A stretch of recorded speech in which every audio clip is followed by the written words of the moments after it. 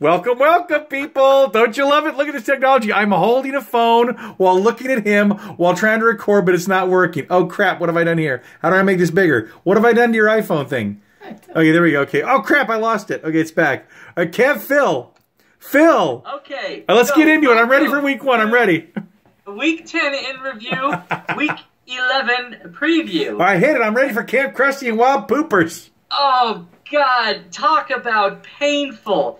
So, long story short, I needed a ton. I got a ton, but it wasn't enough because hey, now I got a different window on the thing. Maybe it's working. Okay, keep going. Don't worry. We'll just keep going. Okay.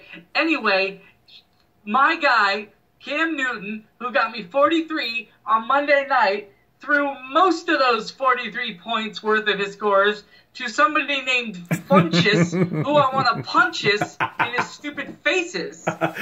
Unfortunately, I was not able to do what I said I would do last week, which was trounce Cat.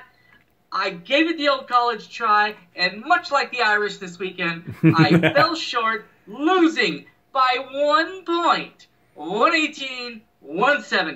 Yeah, so, yeah, this was brutal. Now, I didn't watch a lot of the Monday night game. I was busy doing other stuff that wasn't half as important as football, but for whatever reason, I was involved in it. And when I look back, I'm like, oh my gosh, Cam Newton got a ton. Good for Kevin. I thought, oh, he lost by 1 point. Devin Funchess, I did see a touchdown for Devin Funchess. I went, oh no, that's the guy he's playing. I said, he doesn't want that. I said, well, maybe it's not as bad as I thought. Then I looked, oh, it's horrible. That's the worst kind of loss because it's so damn close you can taste it. Who's next? Next up, we've got making fantasy football great again. Scores a whopping 177, more than doubling the Cellar Dwellers, who managed to put up 86. Sorry, Kevin Clemens. Matt, put it to you this week, just like the old days in Caliber, you got a poke to the side in the shape of 177 points. Yeah, I had quite a nice week thanks to Mr. Alvin Kamara. Thielen, I had a feeling for Thielen. It was called 32 points. The old man in the sea, Larry Fitzgerald, Larry the Legend, 23. Juju with 21. Bringing it home, Juju. Poor Cellar Dwellers, they had a bright spot with Matty Stafford with 27 and Baldwin with 14. The rest of it was forgettable. I'm sorry, Clemens, I didn't mean to give you the curb stomping like that, but that was pretty bad. Who's next?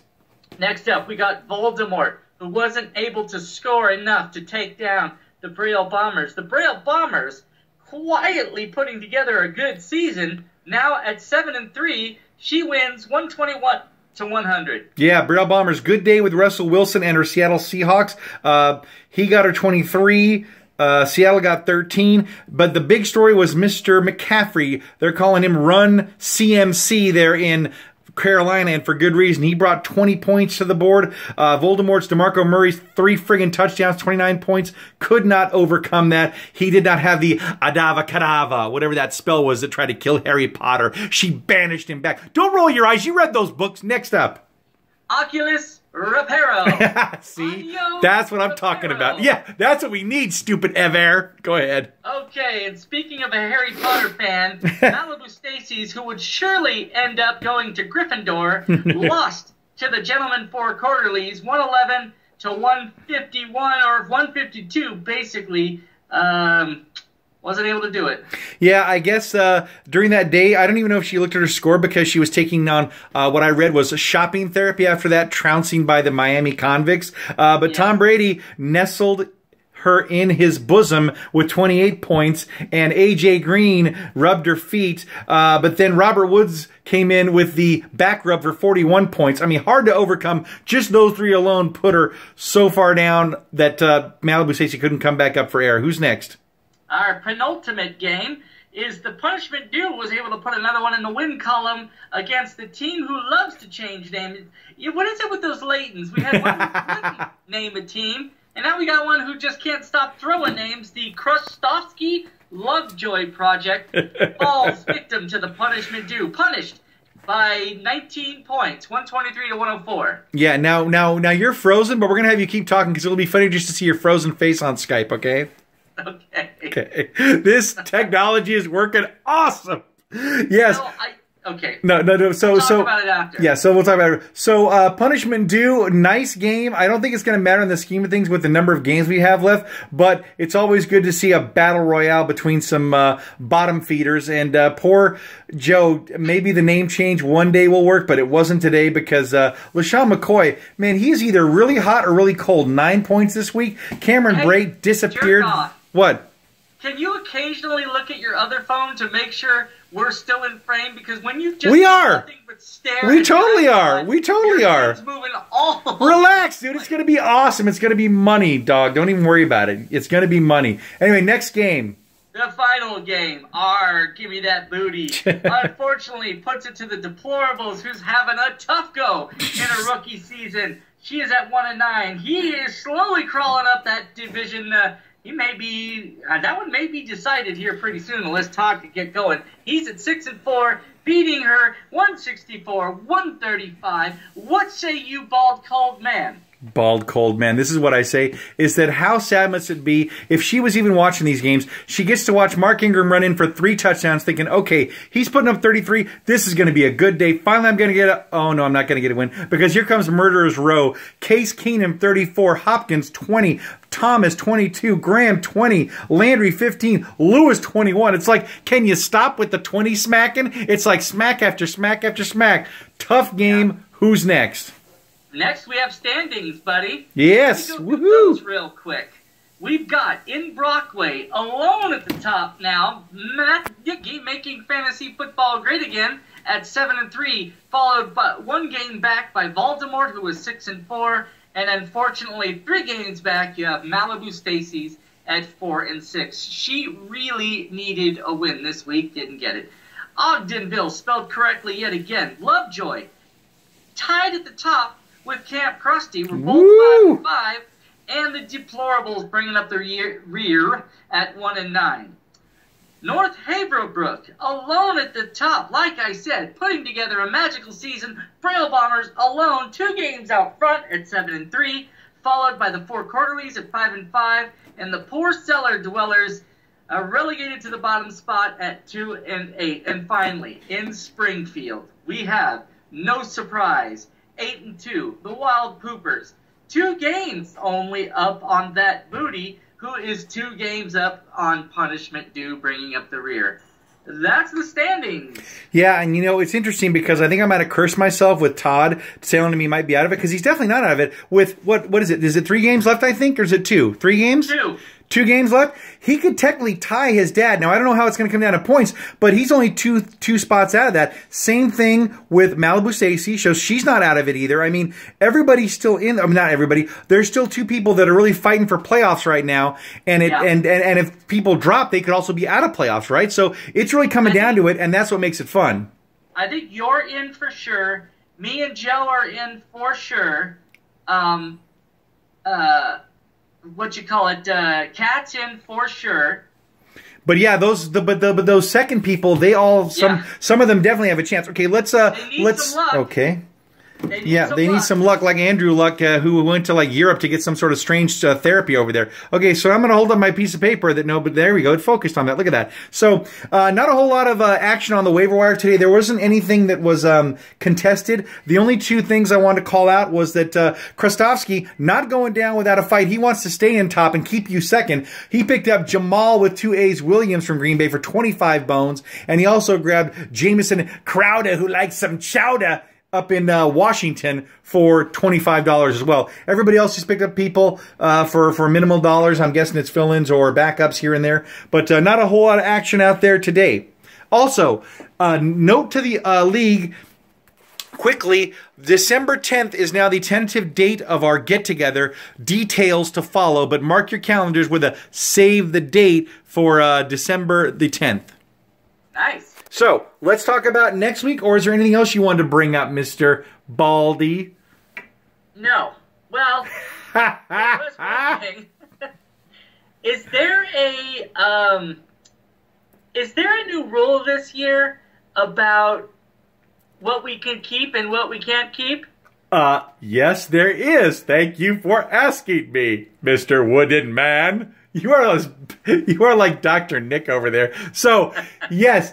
Kevin and I had a spirited discussion today over some announcements that were made that some people fell on a deaf ear, apparently. So that would be me. So this year, unlike last year, normally every year for keepers, you can keep whoever you draft, and that's it, right? And you lose that spot, and everybody knows those rules very well. For years, Jason had said, you know what, when people find people off the waiver wire or whatever, we should make a thing so that they can keep them too, right? So maybe we should open up the rules to, hey, depending on when you get somebody during the year, we'll just say, okay, that means you lose this week. Now, we haven't... I actually like that, for the record. Okay, thank you. So what we should have done was come up with this and send something out early on to here's the sliding scale that if week 1, then week whatever, right? But we didn't. I have talked to our independent auditor, Mr. Greg, who volunteered for this job. Hopefully he's going to step up and provide us this sliding scale. But I guarantee you this, that by next week we'll have something out to the league explaining everything before we get to the playoffs. So more on that to follow. Also, I'd like to remind everybody that it's now, what time is it? 7:18 Pacific Standard Time.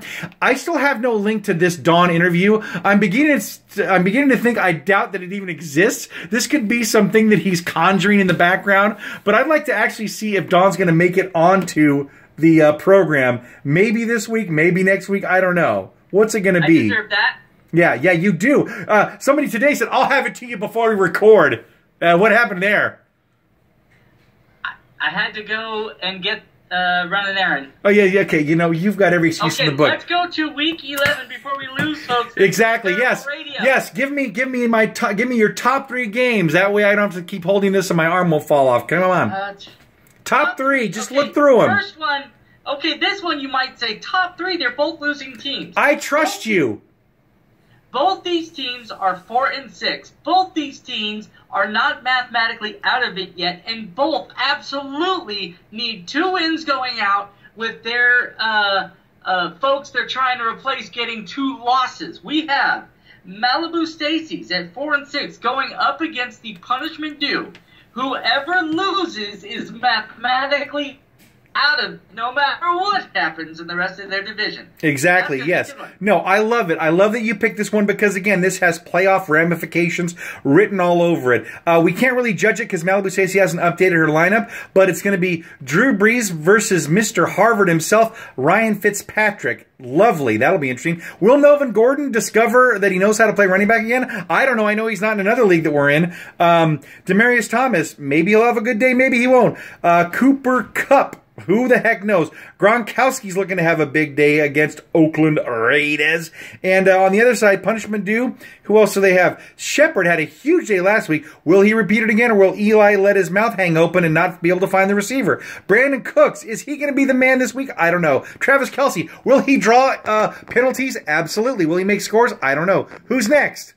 Next, we have, if Todd has a shot at this thing, not only does he need to win, he needs you to take care of something this week as well. You go up against Jason, the grudge match of all grudge matches. Make fantasy football great again in a whatever game. Well, pride. But Jason definitely needs to win. If Jason wins, and I hope he does, that effectively locks him in to the playoffs. So he controls his own destiny. I think personally he's got a softball this week. He's just got to tee it up and swing away. You know that Jason is shivering in his boots because of the red rifle, or as I like to call him, the red rocket, Mr. Andy Dalton. He's bringing it out this week. Look out. I got Alvin Kamara coming to the table. Antonio Brown, you've been sleeping lately, pal. I need a big day from you. I got to face the murderer's row that he brought last week, but I have a hard time believing that lightning strikes twice for Mr. Jason.